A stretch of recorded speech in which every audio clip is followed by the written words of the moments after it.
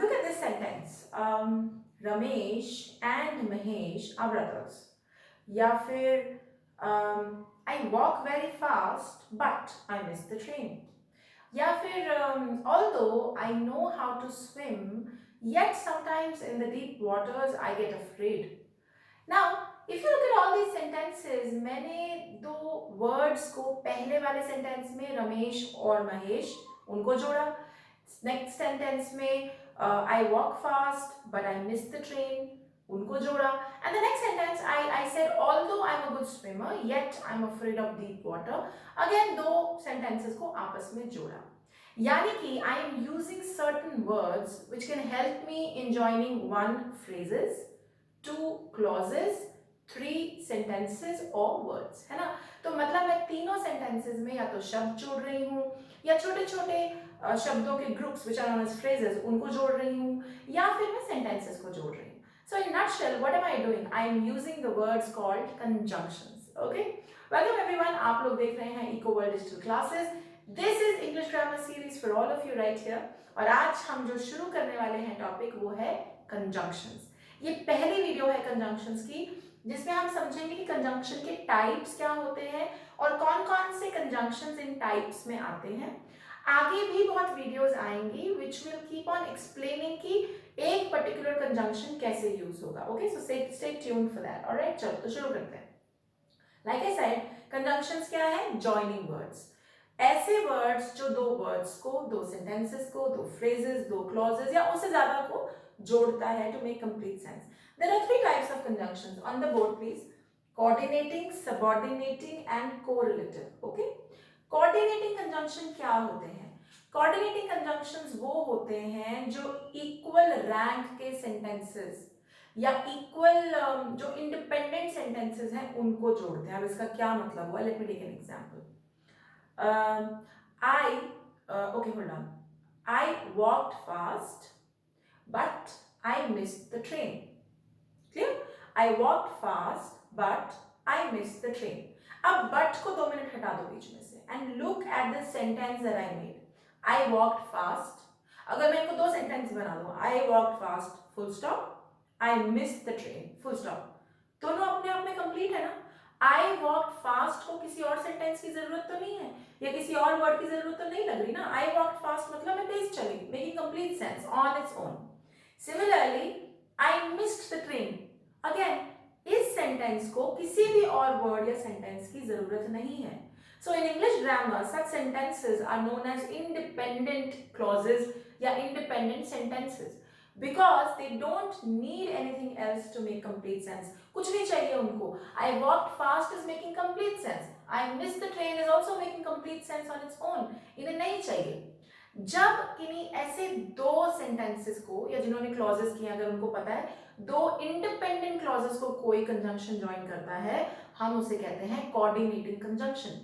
So coordinating conjunctions are those which are used to join sentences or phrases तो नहीं, or clauses of equal importance, equal rank, or the ones which are independent of each other. उनको जरूरत नहीं है किसी की to make sense, है ना.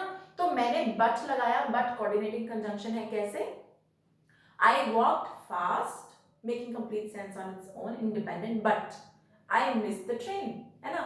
तो मैंने दो इंडिपेंडेंट सेंटेंसेस को जब जोड़ा और जिस कंजंक्शन से जोड़ा उसको कहते हैं कोऑर्डिनेटिंग. तो coordinating conjunctions are joins the conjunctions which join words, phrases, clauses of equal importance या इक्वल रैंक एंड इंडिपेंडेंट जो होते हैं उनको हम कोऑर्डिनेटिंग कंजंक्शंस कहते हैं. ओके, आपके सामने बोर्ड पर है पॉपुलर कोऑर्डिनेटिंग कंजंक्शंस जो बहुत ज्यादा यूज होते हैं. For, and, nor. मैंने यहाँ पे एक एक्रोनिम यूज किया है, fanboys. Remember it, you will remember the coordinating conjunctions. Fanboys, हाँ.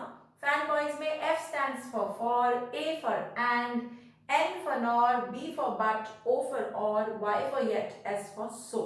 Fanboys तो तुम्हें याद रहेगा. इसके अलावा भी कुछ coordinating conjunctions हैं जैसे still, only, either, neither. ये सब coordinating conjunctions हैं. यानी इनका यूसेज कहाँ होगा? When you have two sentences or two clauses of equal rank, independent. Let's take an example. करके देख लेते हैं. Okay. Either you will go or I will go. या तो तुम जाओगे या मैं जाऊंगी. You will go making complete sense. I will go making complete sense. But इनको जोड़ना है तो और से जोड़ दो. Coordinating conjunction. करेक्ट. एक और करके देखते हैं. So he was sick, so he took medicine. He was sick. Complete sense. He took medicine. Complete sense. दो कंप्लीट सेंस वाले सेंटेंसेस को जोड़ना है. So coordinating. So he was sick, so he took medicine. Are we clear? समझ में आ गया coordinating? Okay. एक यहाँ पे I will talk specially about for. Okay. Because for को बच्चे कैसे यूज करते हैं? I have got this for you. ऐसे यूज करते हैं. बट कंजंक्शन में for is more like a reason. Reason देने के लिए हम for यूज करते हैं. Let me take an example. जैसे मुझे बोलना हो I did not go to school because I was sick. मैं स्कूल नहीं गई. उसका रीजन क्या है? बिकॉज से मैंने बताया क्योंकि मैं बीमार थी. I was sick. इसी बिकॉज की जगह मैं फॉर भी लगा सकती हूँ. I can say I did not go to school for I was sick. So for as a conjunction is used as a conjunction of reason. Reason देने के लिए फॉर को यूज करते हैं, ना कि मैं आपके लिए चीज लाया हूँ. Not like that. For is used as a reason. ठीक है. So I did not go to school for I was sick. Clear है? समझ में आ गया? Great. Now let's go to next type of conjunction which is subordinating conjunction. अब coordinating equal rank के sentences को जोड़ता है. सबऑर्डिनेटिंग जहां एक सेंटेंस तो सेंस बना रहा है कंप्लीट, लेकिन दूसरे बेचारे को ना हेल्प की जरूरत है, मदद चाहिए. तो उसको हम कहते हैं सबऑर्डिनेट. जो ऐसे सेंटेंसेस को जोड़े उसको हम कहते हैं सबऑर्डिनेटिंग कंजंक्शन. जैसे look at this. Let's take an example of if. If I go to school then my teacher will be happy. Then मत छोड़ दो. If I go to school comma my teacher will be happy. अब let's break down the sentence. If I go to school my teacher will be happy. My teacher will be happy is making complete sense on its own. Complete sentence है. माई teacher will be happy. If वाली line को हटा दो 2 minute. My teacher will be happy बिल्कुल complete sense बन रहा है. जरूरत ही नहीं है किसी चीज की, है ना. लेकिन if I go to school, if I go to school, अब मैं तुमको बोल रही हूँ if I go to school, तुम आगे से बोलोगे मैम फिर क्या होगा? आगे भी तो बोलो. यानी इट इज इनकम्प्लीट. कुछ सेंस नहीं बन रहा, कुछ गड़बड़ है. तो ऐसे कंजंक्शंस जो एक सेंटेंस को दूसरे सेंटेंस की जरूरत है in order to make sense, जो ऐसे वर्ड सेंटेंसेस को जोड़ते हैं कंजंक्शंस, उनको हम बोलते हैं subordinating. And that is why subordinating conjunctions are conjunctions which join words, phrases which are dependent on each other. एक दूसरे पे डिपेंडेंसी है उनकी, अदरवाइज नहीं सेंस बनेगा. ओके. बहुत पॉपुलर सबऑर्डिनेटिंग कंजंक्शंस आपके सामने हैं. if, that, although, though, when, because, as. we will do all of these in detail. हाँ, हम सबका रूल समझेंगे कौन सा कहाँ पे यूज होता है. बट फिलहाल के लिए than, when, how, till. अब देखो for example class A talks a lot while no, not like that. Okay. Make hay while the sun shines.